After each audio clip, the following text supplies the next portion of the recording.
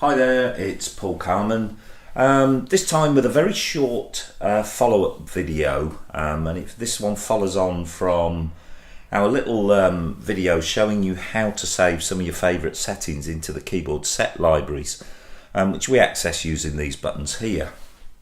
Been a couple of bits of confusion, and I hope that just during the course of this little video we can sort some of these problems out.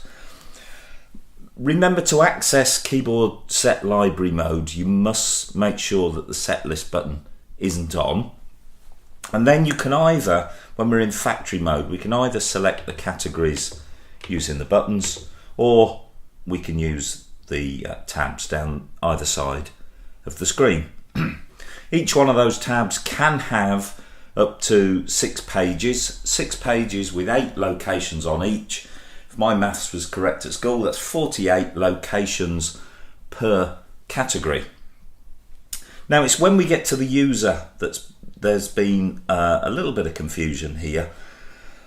On my particular PA4X, now I'm going to zoom in just so that you can see what's going on. We'll try and refocus that for you there.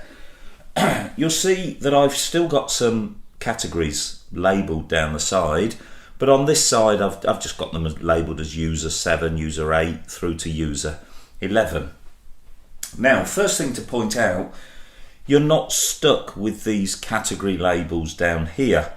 If you choose, for instance, the first one, which in my case says piano, and we go to the pull down menu, there's an option there just up from the bottom which says rename user banks. And if we press that, we then get the pop-up screen coming up with our familiar text sign, and excuse me, in this page we can now rename all of the categories. So for example, instead of piano you might put my set 1, you might put my set 2, my set 3.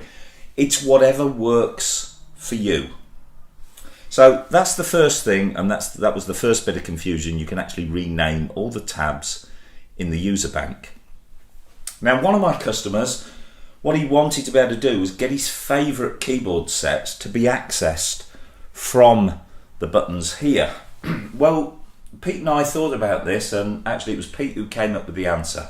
There is a way to do this, and I can understand why the customer would want to do that. Let's, for instance, say that you've renamed these my set 1, my set 2, etc. So you're not storing specific categories into each of the tabs there. What he wanted was to be able to call up his favourite keyboard library sets on the fly. Well, you've actually got 11 locations available. You can't use the end button because that toggles between the different categories there. But what you can do, if in my set 1, if we've called it that, make sure that the first keyboard set that you use regularly is stored into that first location. If you go then to your second category, which let's assume you've called it my set 2, you store your second most used keyboard set also in that first location. And you do the same for each one of the tabs. Make sure you always store in that first location. Now, if we do that, if I just pan back out on the camera a second, excuse me again, what will happen is when I go to 1, it calls up first category, position 1.